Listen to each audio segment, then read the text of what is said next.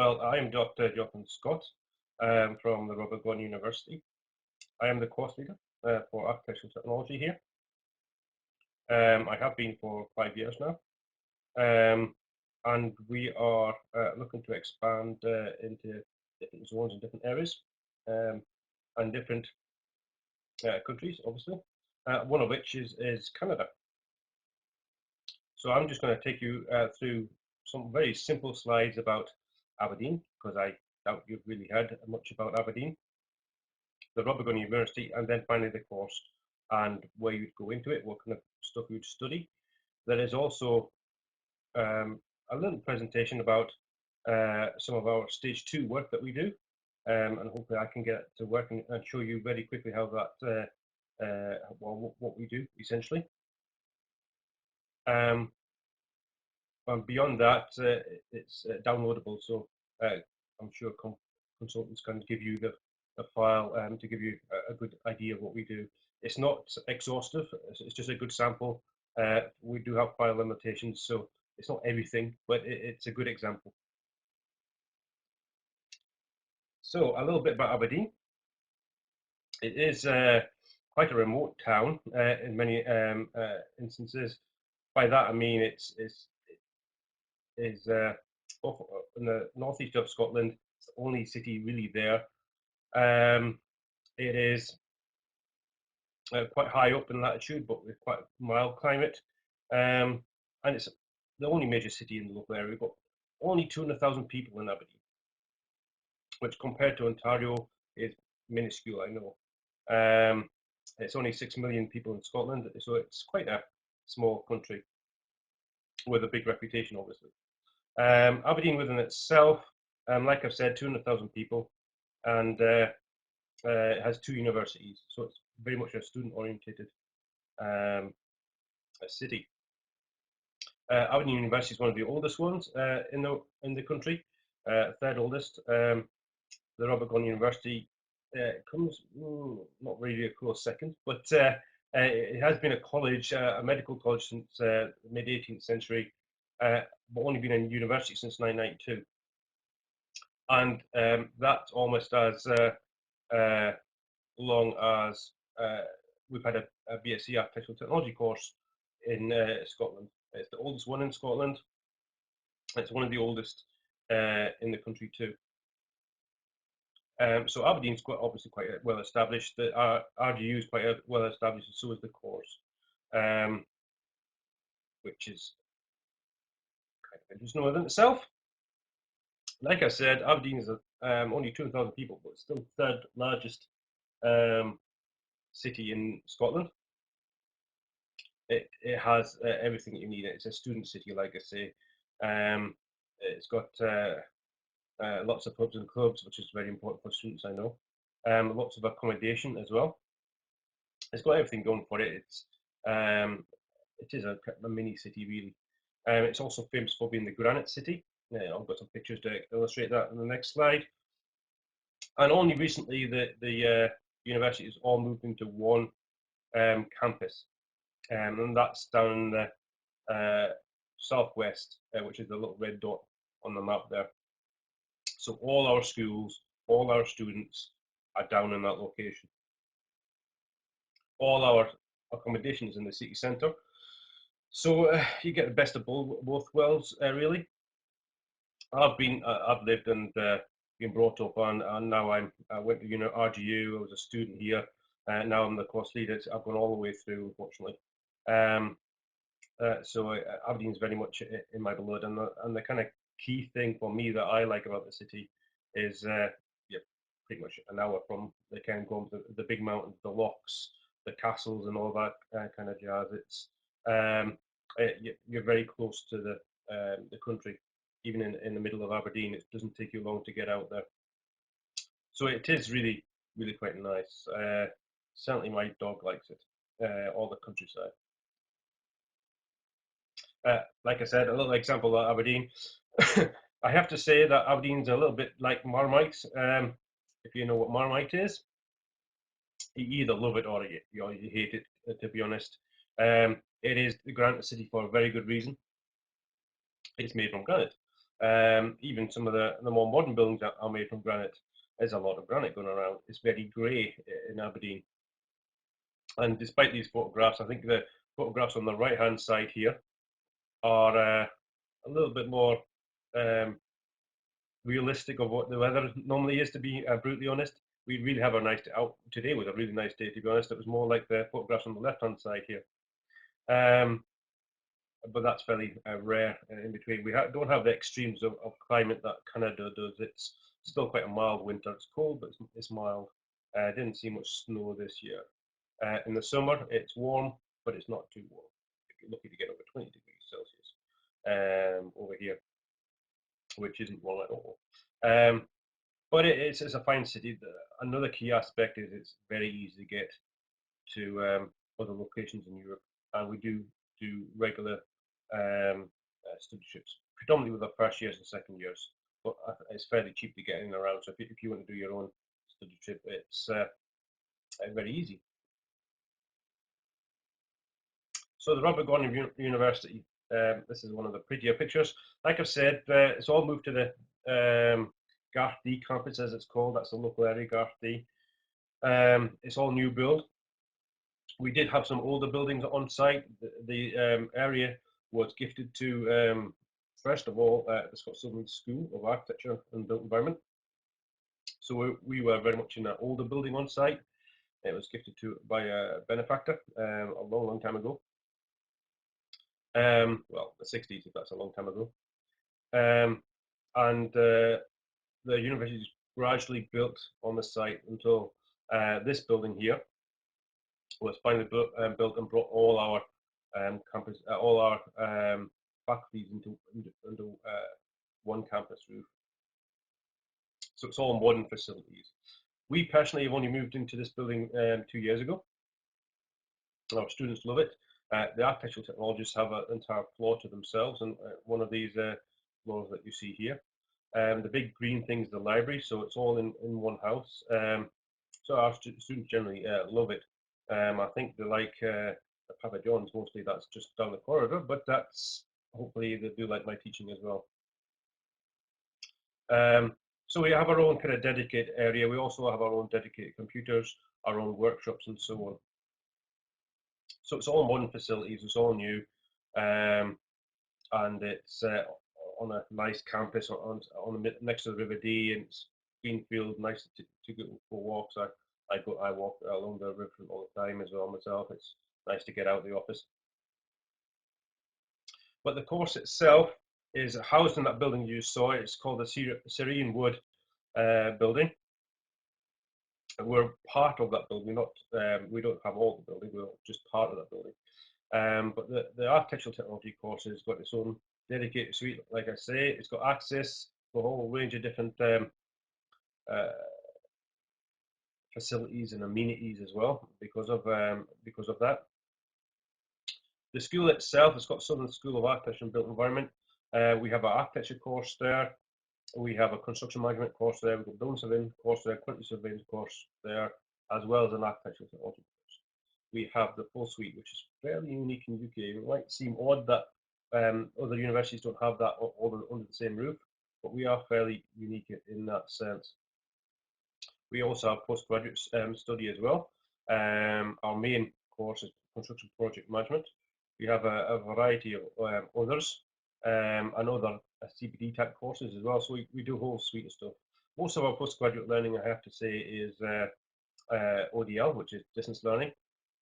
But construction project management is on campus too for the time being. We have another MSc coming online as well in the foreseeable future, which should cater to our architecture and architectural technology students, but predominantly our international students as well. And it's probably focused more on ODL at the moment. Getting back to architectural technology, I've said this before, longest established architectural course in the UK is Chartered Institute of Architectural Technologists. That's what the site stands for, which is a British institution.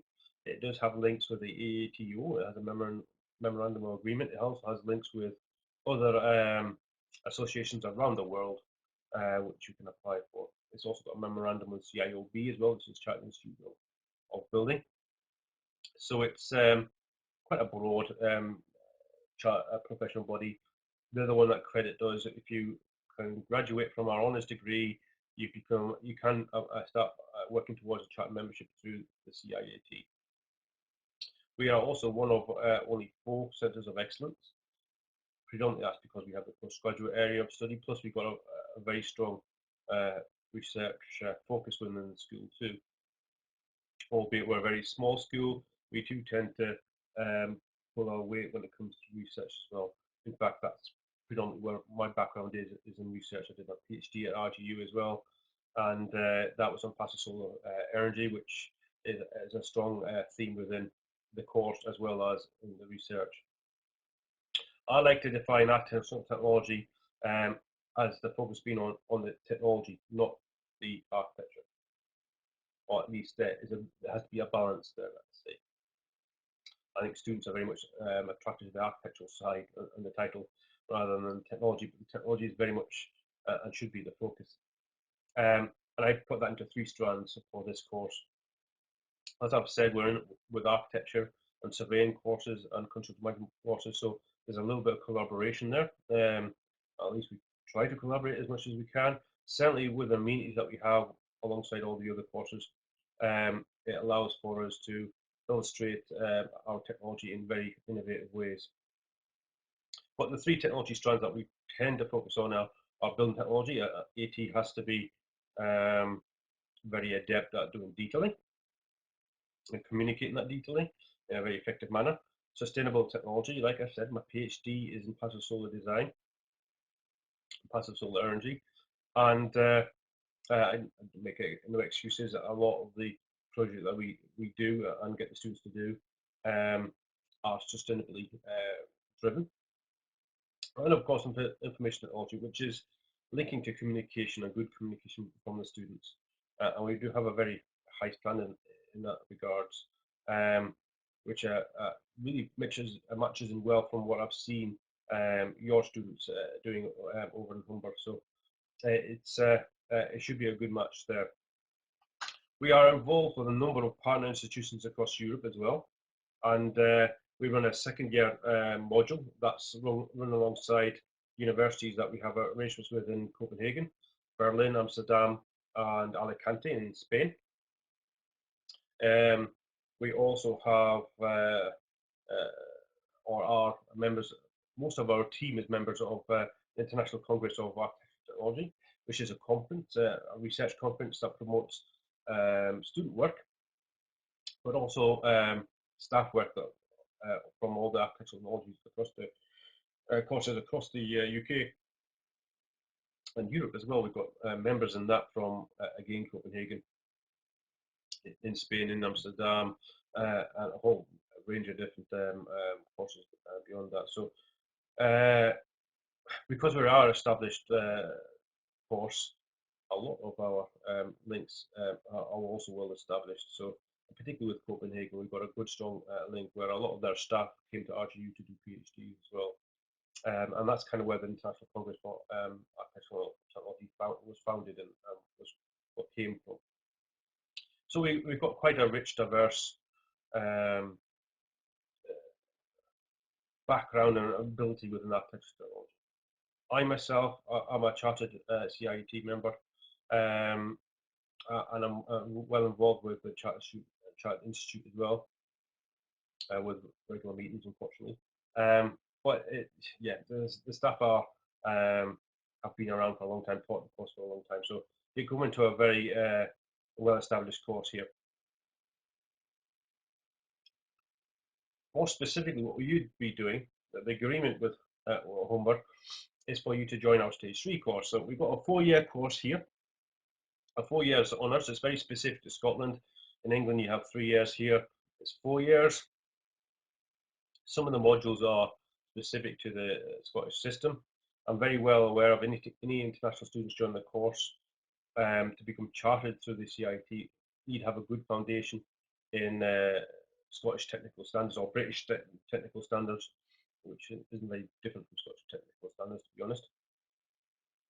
So a lot of the work you'll be doing will be in the third year is upskilling your abilities to understand the technical standards so that you could therefore become chartered members. But in stage 3, we have in the first semester one major project, one major studio project as we call it. We have a studio space for stage 3. Each year have studio projects. Essentially, that's recreating realistic style projects each and every year. Our stage 3 tends to focus on non-domestic buildings. Our stage 2 tends to focus on domestic buildings. So the students here will have a good understanding of both. So you'll be thrown into a non-domestic style building, which ranges every year. We've had churches, crematoriums, you name it, we've had it as project briefs. We tend to have fairly realistic briefs for the local area, focused on the local area as well. So it's fairly realistic. If we can, we'll have a client and we'll have some collaboration with other courses. Not every year, but that's what we aim to do. Alongside this main project that we have what these titles might not mean much to you here right now, but they are called research methods. We have a management module and a professional practice module. Our current stage 3, that's full time, been with us from stage 1, have the opportunity the second semester to go and work placement. So a lot of these modules are upskilling them and preparing them for going on placement. That's not what you will be doing. In the second semester, we'll be asking you to do a simulated professional practice module, which are full-time students that don't find work placement do as well, and some choose to do it as well.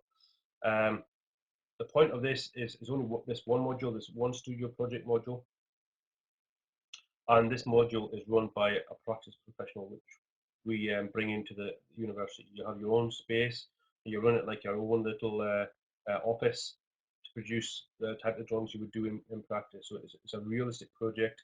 You've got a realistic lead in practice, and you'll get to do the drawings and the design and the detailing that you would expect to do it in practice. So it prepares the students for practice in a nutshell. For you also, we'll be asking you to skill your ability when it comes to the technical standards, and you'll be asked to do a housing development or a house or conversion for a house, which is typically what we do in this module, to allow you to bridge that gap. So hopefully you'll find a lot of useful information there. Like I said, it's run by a local practice professional. It changes every year who that may be. But currently it's a practice professional from Edinburgh that comes up for one day to run a practice module. Okay, it is the only module, as I say, that you do that semester, and there'll be a lot of emphasis on you to work 9 to 5, independent learning to complete this module. It's a lot of work. So, and that will complete your stage 3. Hopefully, it will therefore prepare you for stage 4. Stage 4 is the only year where you'll get classified, or you'll get will give you grades towards your classification, your award, in other words. Stage 3 has no impact on your final classification in your honours degree. Only final year does. There's only 5 modules this year, and the studio project that you do accounts for half your grade for the entire year. So that's really important. And the studio project runs for the entire year. 2 separate modules accredited at 30 credits, so 120 credits per year, 30 credits per semester on the studio project, and it's quite complex, intense project. And it runs similar to what you do in practice, just over a longer period, I suppose. So the first semester in the studio project, it's as if you go for planning permission and you apply and put the posters up, present your work at the end. The second semester, you're going into far more detail into the build one style drawings, and generally speaking, it's a very successful model that we utilised. To give you examples of what we've done in the past, when it was in vogue, we used to do a project that involved the Commonwealth Games in Glasgow.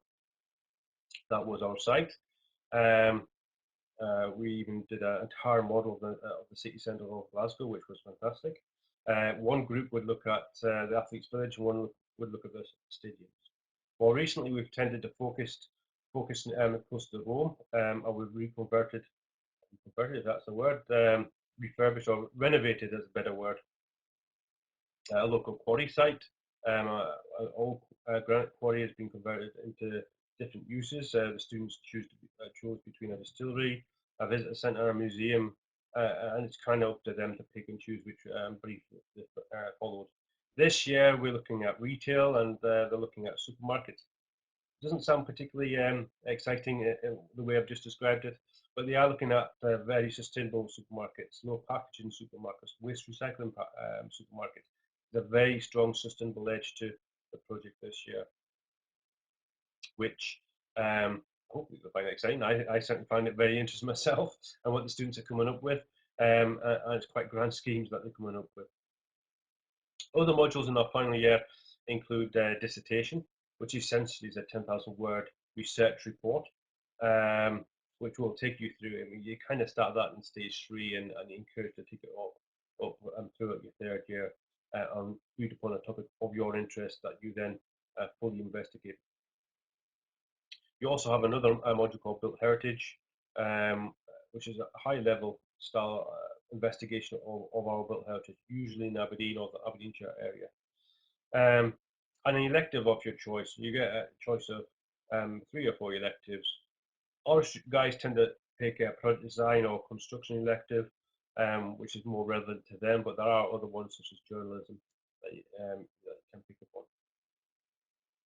We try to make, as far as possible, study projects simulations of working briefs, with particular drawings and technical delivery expected throughout our course. We've got a very high standard. You've seen a couple of examples of our stage 3 work that are thrown up on these slides. So it is quite to a high standard, from visualization all the way through to technical drawings, structural schematics that they produce. Communication and good visualization and good presentation is key to everything that we do. This includes model making. We've got a CNC router, we've got 3D printing, we've got 3D mill, and a laser cutter, as well as hand making tools to illustrate key ideas, concepts, and final models in the end. For me, the architectural technology students are very adept at model making and explaining complex details. Very hard to show you the models that they do via a webinar, but you can imagine, I hope, the kind of models that they can and do produce. So that's, generally speaking, the end of this presentation. I'm Jonathan Scott. My email address is there. Any questions that you have, I always respond to emails. We also have a Facebook page that we tend to put architecture on it, architectural technology work up. We have recently put up our stage 4 first semester work, or somewhat a selection of it. If there's any other questions, please direct them to the KOM consultants and or Julie Anderson at our international office. They're the kind of key guys to talk about administration aspects. Anything about the course, I'm happy to answer. It's loads of opportunity there, and I see that you want to ask questions as well, which is fine. I do have an example of student work, which I'll very quickly click through. It's downloadable. See if I can get this to work.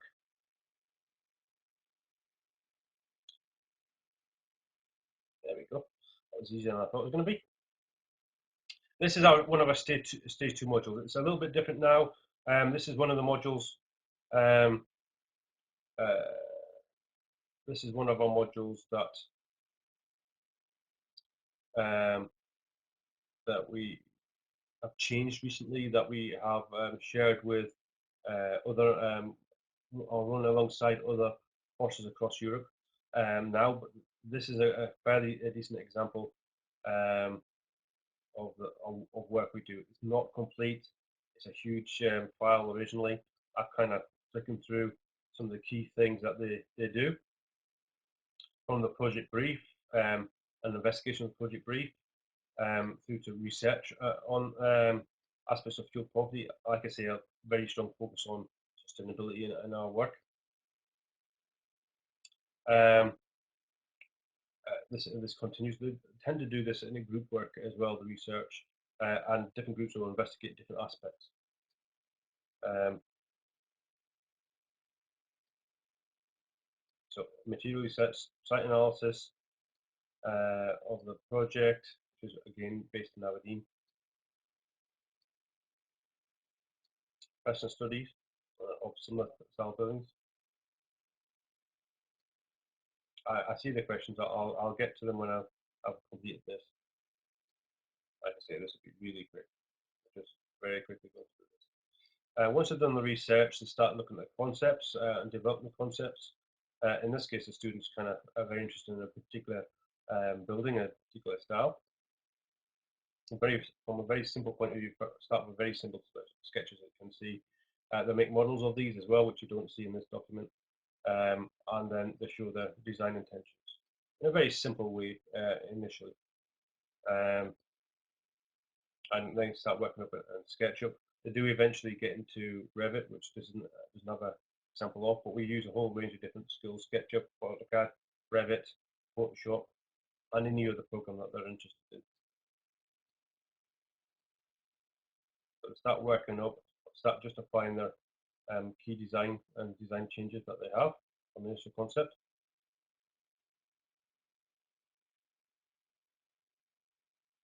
Floor plan.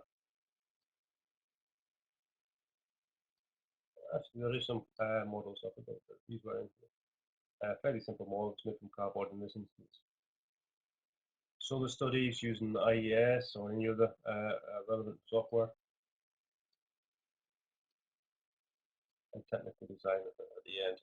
Focusing on the structure, how it's built up. We have a lot of timber frame here in the northeast of Scotland. Our houses tend to be focused on that, but it really is up to the students. That is the relevant one. And the visualizations, environmental strategies, fairly simple here. Then going through all the different materials and what you might use.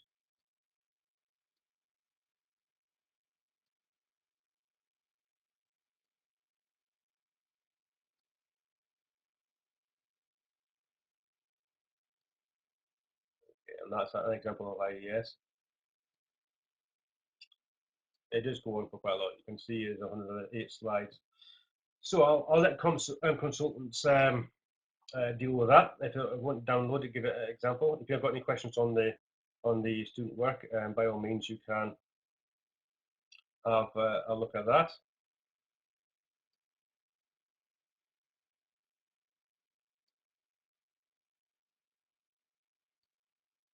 Okay, so questions. Put a nice slide up so it's not so boring. Is there a pathway to master's degree that is licensing eligible in Canada? We do have a master's degree in construction project management, and I do know that some Canadians through distance learning have been on it, well, and Americans actually, certainly from North America. I'm not sure about the licensing, but I know students have gone through it from the North America before. The CAB board, that is Canadian Artificial Accreditation Board, has a Robert Gordon listed. Can you expand on this? Well, the answer is not really, but the CIAT is certainly very keen and had meetings with the boards throughout Canada, and I know there are actually up on this. In this country, I do know CIAT's got strong links with the REBA and with the CIOB from both branches, and there's strong cross-pollination between the two. I don't see an issue with the Architectural Accreditation Board, but personally, I do not know. I wouldn't commit on where that stands. Another question. Our students are interested in attending Robert Gordon if it is a pathway to the completion of a licensing eligible degree in architecture that is recognised in Canada. there's certainly possibility to go into architecture. A lot of my students, to be honest, the architects coming to do the AT course, AT go to architecture course quite regularly. You can do stage 3 and 4 and switch to architecture, or stage 3 and switch to architecture. A good architecture student is a good AT student and vice versa. It's all down to your engagement. What I would be clear on is if you go to architecture, you go into the third year. Okay, it's a 3+2 architecture course. So 3 years undergraduate, 2 years masters in architecture, and they'd expect you to go back into the third year, not join the masters straight away. Once you go back to the masters to complete some aspects of the course that you miss out on by doing the architecture and technology course. And these modules are the design philosophy modules. So you would be expected to do those in the third year, as well as studio projects in the third year. I will say a lot of the AT course students that go on to the architecture course are very well prepared for all aspects of the architecture course and do very well on it, I might add. If you finish, my advice is if you finish 4th year, you've got an honours degree classification, you can become charter member through CIET. And if you go to architecture course then you can essentially have a safety net of the AT course, and you're well prepared for what is expected of you in architecture. So yes, there is a strong link there. Whether it's an eligible degree in architecture that is recognised in Canada, again, I know of students have gone across to Canada. They were chartered or they did immigrate and they are practicing. I do not know the status or current status or eligibility as it stands personally. But I know it's happening. And vice versa, I know a couple of Canadians working in Aberdeen, to be honest, as well, that come from Ontario, and they can come chartered within this country as well. So it happens. I know it happens. I don't know the status of the eligibility of it, I'm afraid. So just being honest there. Another question, can you tell us about tuition and scholarship? Will this bachelor's be lead to a master's at Robert Gordon? If so, what the master's called? Yes, actually, a lot of our Aberdeen's the all capital of Europe, as was before the significant downturn, which I'm sure Canada is feeling the same as well as we are. A lot of our students go on to do a master's in the construction project management. The project management aspect has a few modules that touch on aspects of the oil industry. We also have another postgraduate, which is all distance learning, I'm afraid. But there's an expectation on this master's that you are in practice. But it's called commercial practice in the energy sector, which is designed for oil and gas. So we have the, the two strands there that you can go on and complete. Like I say, the ATs tend to focus on the construction project management masters, which they can achieve after completing studies within RGU with a first or 2-1. Having said that, I am aware of students coming in with a little bit of experience with a 2-2-1 or third class honours. So it's entirely possibly at the time as to eligibility and what argument you come up with, I suppose. So that's what we have right now. More information can be provided, I'm sure, with from Julie Anderson, but you can also send me a mail on the aspects of the masters. Excuse me, I'll have my cup of tea there. The masters is got a separate program leader, which you can call on and ask questions to as well. So any emails to me, I can forward them on to any kind of inquiry about that. I can forward them onto that course. It's not a problem whatsoever.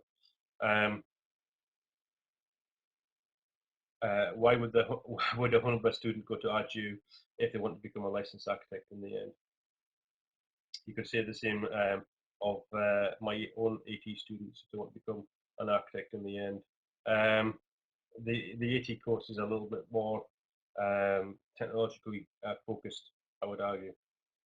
So if a student is more comfortable in that aspect, then the AT course is certainly for you. The architecture course is far more design based, looking at the master planning, looking at spaces between buildings, looking at spaces within buildings, volume and form, whereas we're looking at individual buildings and the detailing of those buildings, the technology of those buildings.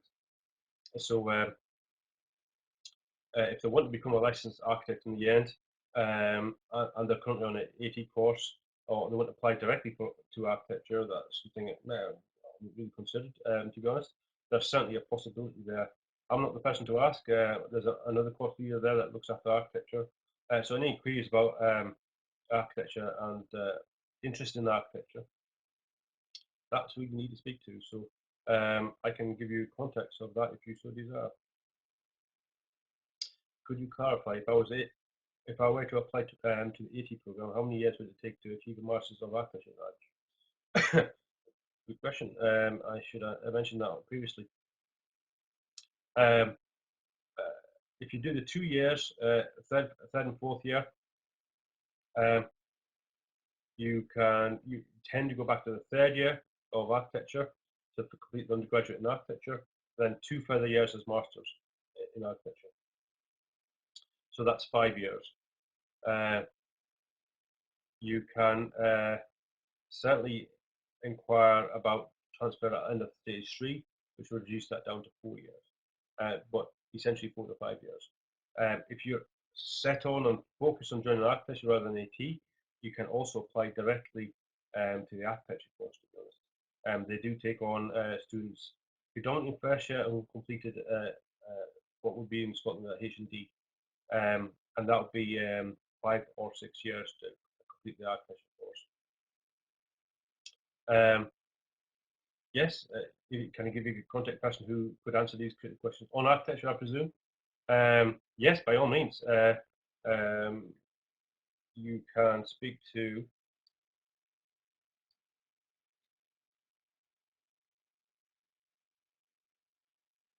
the person you speak to. Sorry, I was just checking the email. Is Neil Lamb.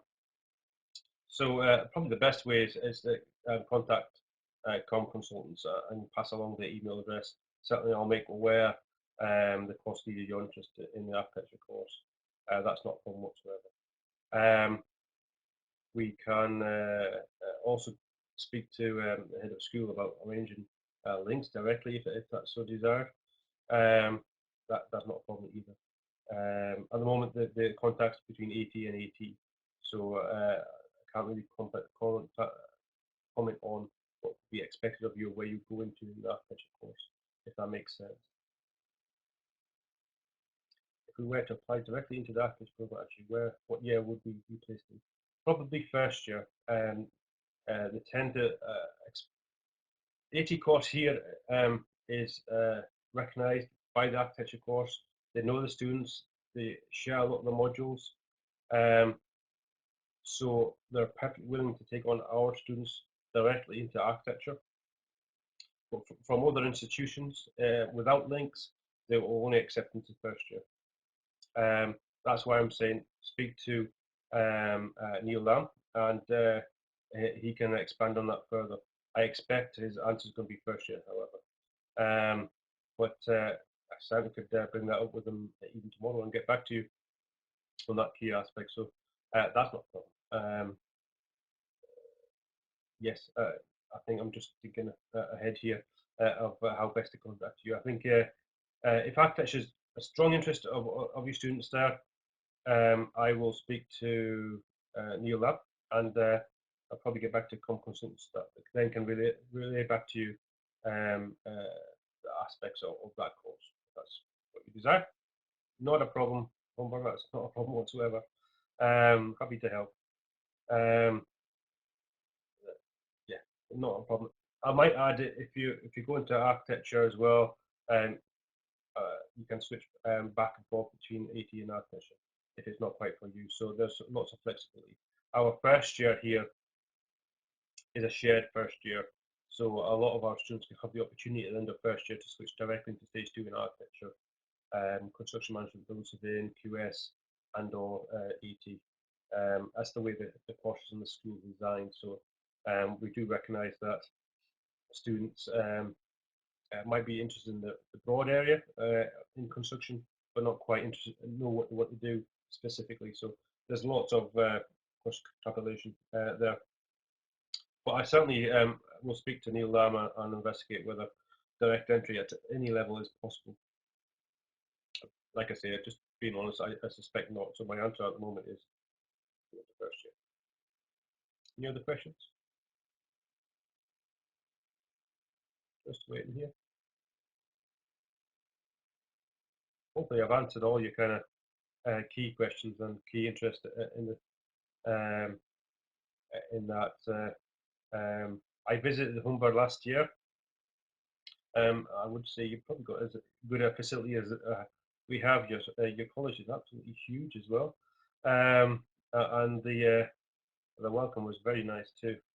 I even got some maple syrup, which was very nice. I love maple syrup. My wife's American, and we both appreciated that gift too. So if there's not any further questions, I might sign off because I've got a 1-year-old child upstairs making a noise, and she wants to go to sleep. So if there's not anything else, thank you very much, Humber. I appreciate that. My